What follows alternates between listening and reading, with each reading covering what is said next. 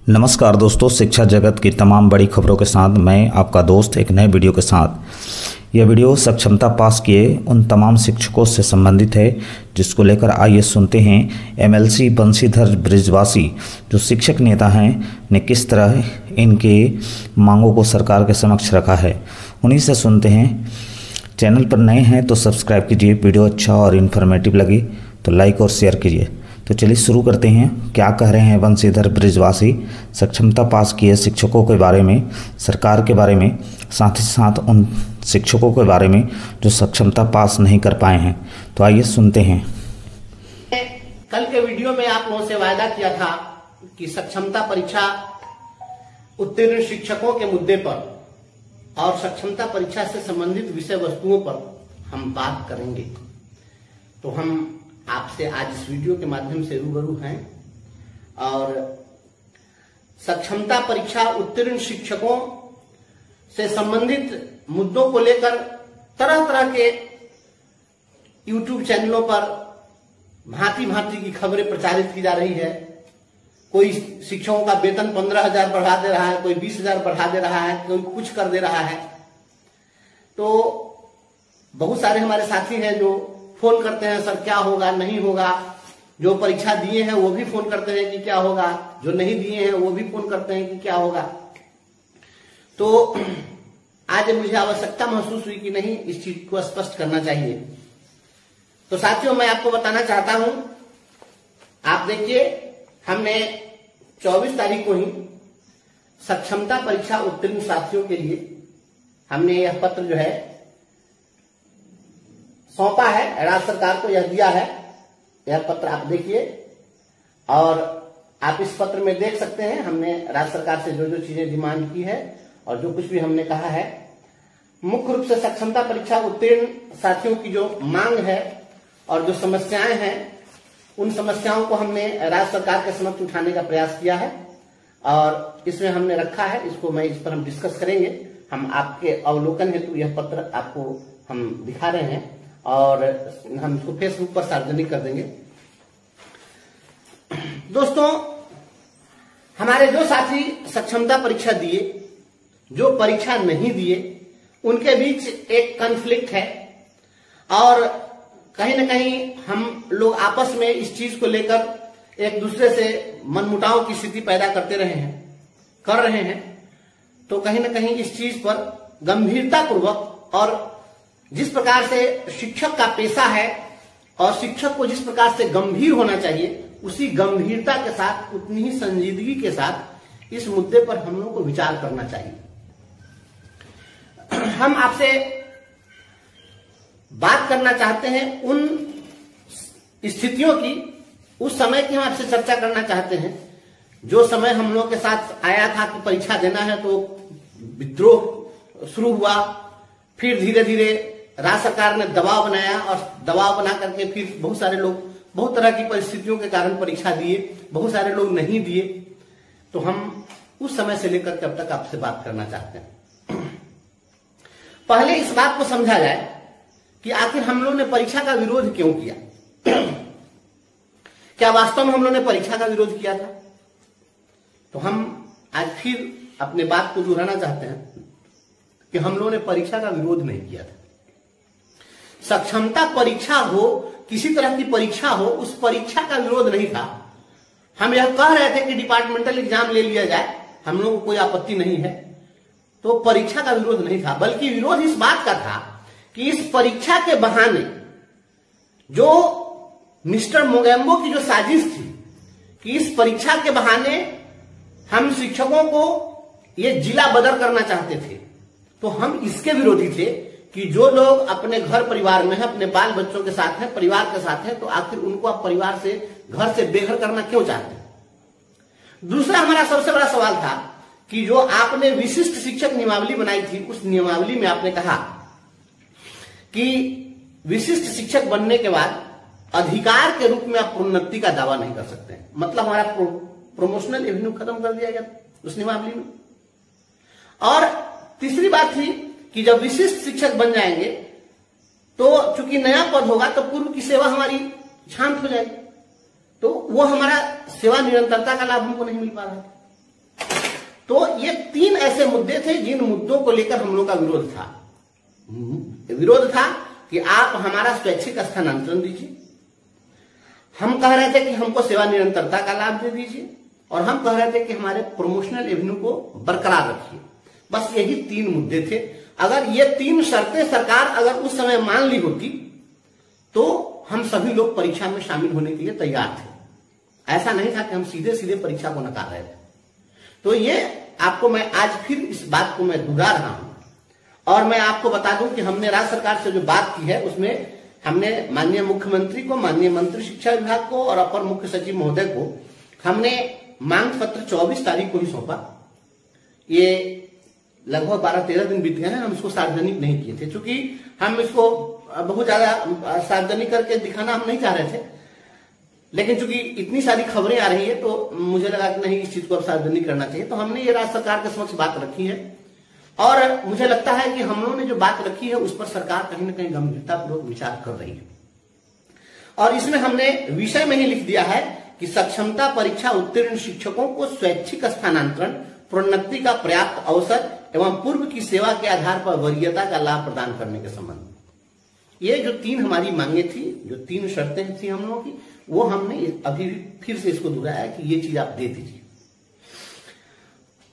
राज्य सरकार अब चुनावी मोड में है।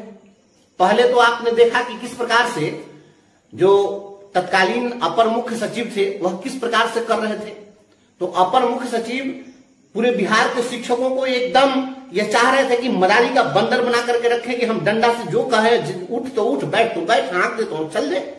तो हम लोग इसका विरोध कर रहे थे, और वह शिक्षकों को हमेशा जलील करना चाह रहे थे।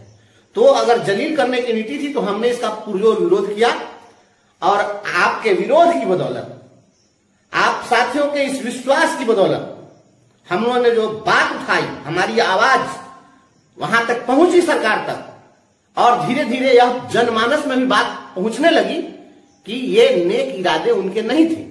वे इस प्रकार से हंगामा खड़ा करके अपना घोटालों का साम्राज्य चलाना चाहते थे, और इस बात को हमने मजबूती के साथ रखा। अपनी नौकरी को हमने दांव पर लगा दी, और हम FIR झेल रहे हैं तमाम परिस्थितियों में, लेकिन हम शिक्षकों के सम्मान से पीछे नहीं हटे। तो परिस्थिति यह बनी कि ये 1 साल भी इस विभाग में नहीं टिक पाए। मिस्टर मोगेम्बो को 10 महीनों में इस विभाग से चलता कर दिया गया। यह आपके विरोध के कारण था। अगर विरोध न होता तो वो रहते और उनकी मनमानी चलती, और आज यदि उनकी मनमानी चलती तो आज जो खबरें जो देख रहे हैं सकारात्मक खबरें, वो सकारात्मक खबरें नहीं आती। और प्रतिदिन यही आता कि भागलपुर के शिक्षक को नरकटियागंज के शिक्षक को बांका भेजा जाएगा। अखबार में यही सब खबर चलती रहती। शिक्षकों में हर काम, कितने शिक्षक घायल हो गए, कितने एक्सीडेंट हो गए, कितने टेंशन में मर गए, यही सब खबरें आती। लेकिन ये पुरजोर विरोध का ही नतीजा है कि 1 साल भी वो नहीं रहे और इस विभाग से उनको हटना पड़ा। राज्य सरकार, ठीक है, शुरू में राज्य सरकार पक्ष में रही, लेकिन धीरे धीरे सरकार को भी समझ में बात आई, उनको हटाया गया। तो अब जब वो हट गए हैं तो फिर जो दूसरे आए हैं SCS महोदय, तो इनके काम करने की शैली कुछ अलग है। सख्ती में कोई कमी नहीं है, ऐसा नहीं कि ये आए हैं तो बहुत नरम है, सख्ती उनसे ज्यादा ये करने वाले हैं। इसलिए कोई आदमी इस भ्रम में मत रहिए कि सख्ती नहीं होगी। सख्ती इन्होंने जो करनी शुरू कर दी है वो आप देख सकते हैं। हाँ, ये बात जरूर है कि वह जिस तरीके से फुहरपन कर रहे थे और जिस तरीके से शिक्षकों को बेइज्जत कर रहे थे, तो वो इस प्रकार से अपमानित या सार्वजनिक रूप से नहीं करेंगे। लेकिन सख्ती होगी, सख्ती अगर होगी और अगर सुविधा दी जाए तो इस सख्ती का कोई विरोध भी नहीं करेगा। विरोध क्यों करेगा? अगर कोई सुविधा दे और अगर वह कहे कि आप ड्यूटी एकदम सख्ती से कीजिए तो कोई दिक्कत नहीं है, इसके लिए हम भी विरोध नहीं करेंगे। लेकिन हमारी जो मांग है कि आप किसी भी शिक्षक को, जब पूर्व से जितने शिक्षक रहे हैं उनके लिए स्वैच्छिक स्थानांतरण की व्यवस्था रही है, तो अब स्वैच्छिक स्थानांतरण की व्यवस्था क्यों नहीं होगी? और जो लोकसभा का चुनाव था, चुनाव के समय में हम लोग जो कुछ बात रख रहे थे, तो हमारे बहुत सारे साथी लोग उसको पार्टी के नजरिए से देख रहे थे, कुछ लोग दल की भावना से, कुछ धर्म संप्रदाय की भावना से देख रहे थे। तो आप धर्म सापेक्ष देखिए, आप पार्टी सापेक्ष देखिए, आप दल सापेक्ष देखिए, अपनी जाति सापेक्ष देखिए, मैं व्यक्तिगत रूप से शिक्षक सापेक्ष देखता हूं और शिक्षक सापेक्षता में हमें जो उचित लगा मैंने वह किया। मैं किसी पार्टी और किसी से मैं इस भावना से ग्रसित मैं हूं नहीं और किसी के सापेक्ष नहीं रहता, मैं शिक्षक सापेक्ष होता हूं। और शिक्षक सापेक्ष हमने जो बातें रखी, तो जो चुनावी जो नतीजे आए हैं उन नतीजों के बाद सरकारें भी, राजनीतिक पार्टियां भी अपना नफा नुकसान देख रही है। और जो जीत का अंतर था, ठीक है, जो राज्य सरकार में जो पार्टी है, सत्तारूढ़ जो दल है, सत्तारूढ़ दल अच्छे ज्यादा से ज्यादा सीट ये लोग जीत सके हैं, लेकिन इनके जीत का जो अंतर था पिछले जीत के अंतर से काफी कम है। और यह जो चुनाव था, चूंकि राष्ट्रीय मुद्दों पर चुनाव था, इसलिए वह राष्ट्रीय मुद्दों ने इस चुनाव को प्रभावित किया। लेकिन अब कहीं ना कहीं राज्य सरकार को यह चीज समझ में आ रही है बात कि अब विधानसभा चुनाव में यहां स्थानीय मुद्दे होंगे, राज्य स्तरीय मुद्दे होंगे। तो जब राज्य स्तरीय मुद्दे होंगे तो ऐसी स्थिति में शिक्षकों का प्रभाव पड़ेगा और शिक्षकों की जो ताकत है उसको कोई इग्नोर नहीं कर सकता है। तो चुनावी मोड में है सरकार और इस चुनावी मोड में जो होने की संभावना है मैं आपको स्पष्ट कर देता हूं कि अब जो कमेटी बनी है, यह कमेटी हम लोगों की मांग के बाद यह कमेटी बनाई गई है और इसमें हमने विधान परिषद में क्वेश्चन हम लोगों ने डाला है। वो क्वेश्चन भी मैं फेसबुक पर आपको सार्वजनिक कर दूंगा। ये क्वेश्चन हमने आग्रह किया है और कई विधान पार्षदों ने इस मुद्दे को उठाया है, प्रश्न लोगों ने डाल दिया है कि भाई सक्षमता उत्तीर्ण शिक्षकों के स्वैच्छिक पदस्थापन के लिए क्या कार्रवाई की जा रही है। तो जो हमारे निर्वाचित जनप्रतिनिधि हैं, विधान पार्षद विधायक लोग, वो भी दबाव बना रहे हैं, हम लोग भी अपने स्तर से आग्रह कर रहे हैं, दबाव बना रहे हैं, सभी लोगों का प्रयास हो रहा है और इस प्रयास का नतीजा है कि सरकार ने एक कमेटी गठित कर दी है। और जब कमेटी गठित कर दी है तो इसके सकारात्मक परिणाम होंगे।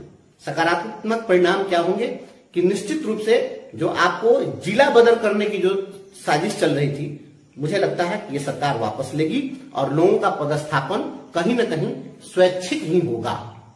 और यह स्वैच्छिक पदस्थापन वह चाहे अपने प्रखंड में हो या प्रखंड के बाहर हो, लेकिन जो पहले 3 जिलों का विकल्प था वो संभव है कि 3 विद्यालय का विकल्प आपसे ले लिया जाए। इस प्रकार से कुछ ऐसा होगा कि आपको जो है नजदीक में पोस्टिंग हो जाएगी, तो ये लाभ आपको मिल जाएगा।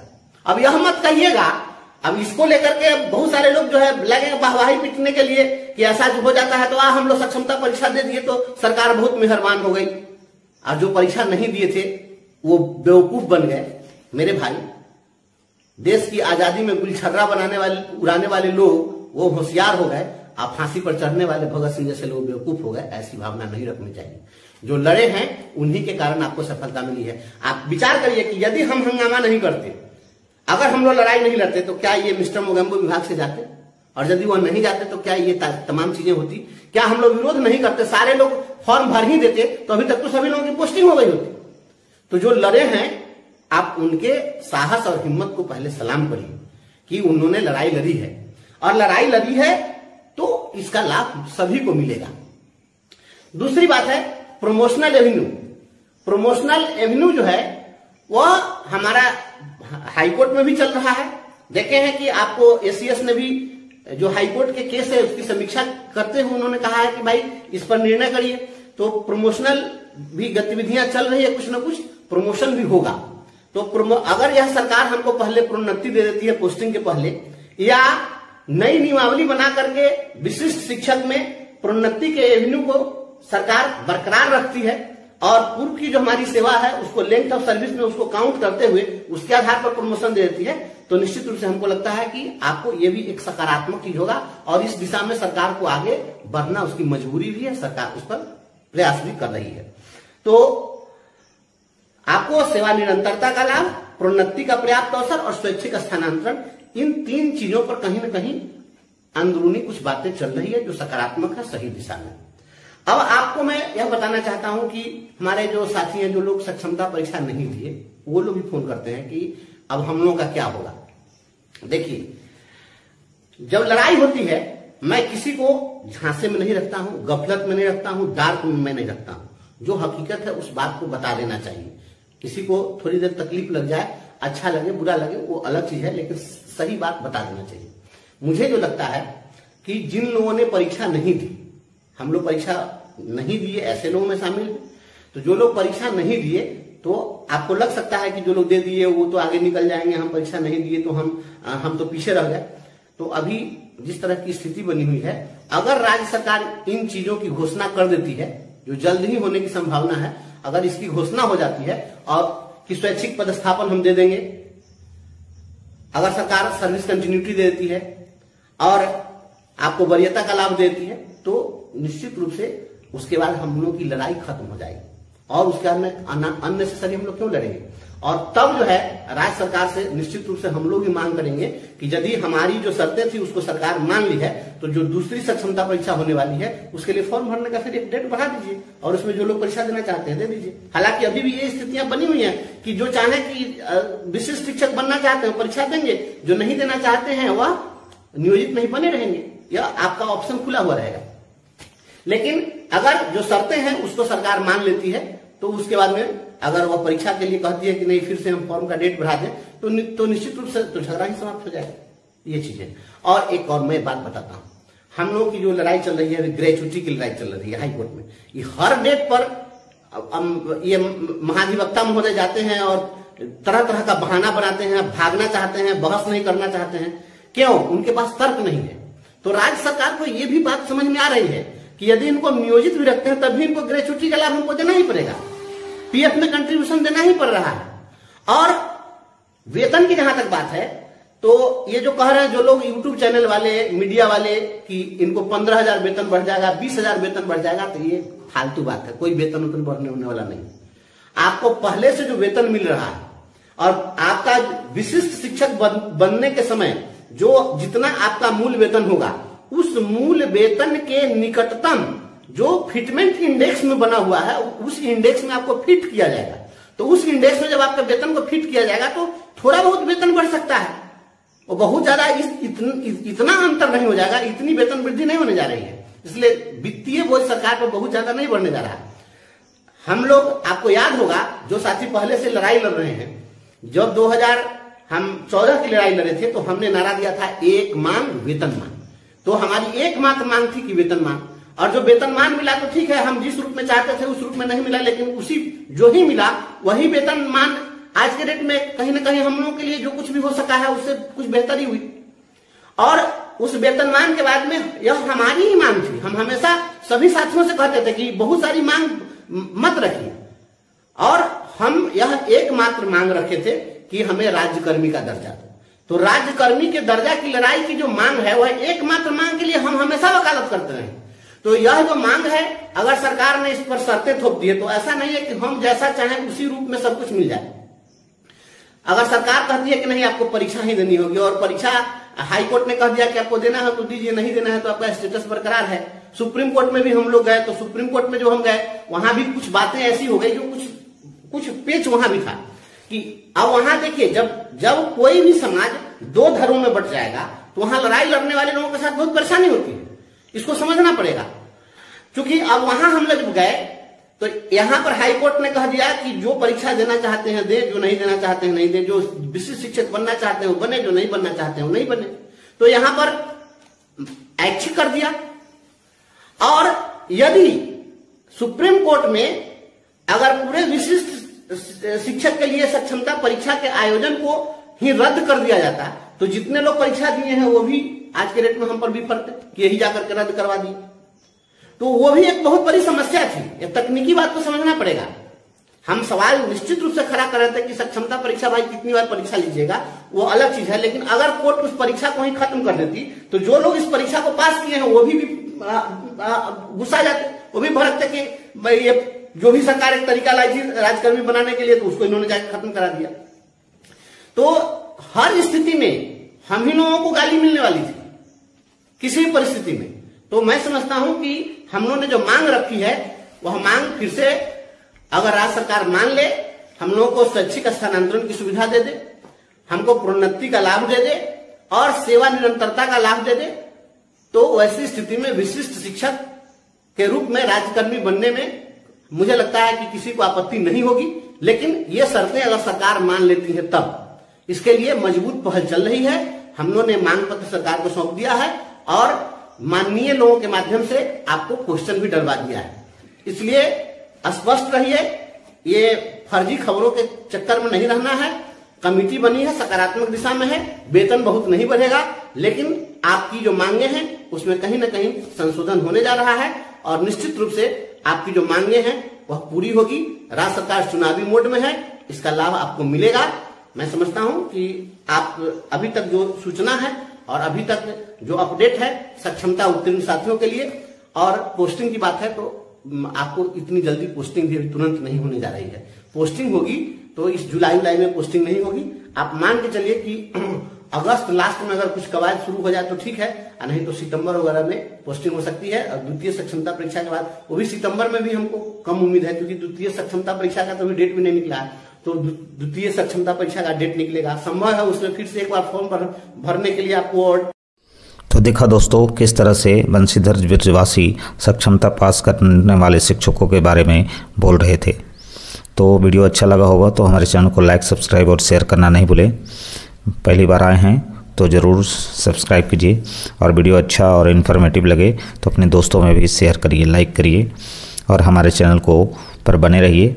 वीडियो को लास्ट तक ज़रूर देखें ताकि इसका लाभ आपको मिल सके और आपके दोस्तों को भी।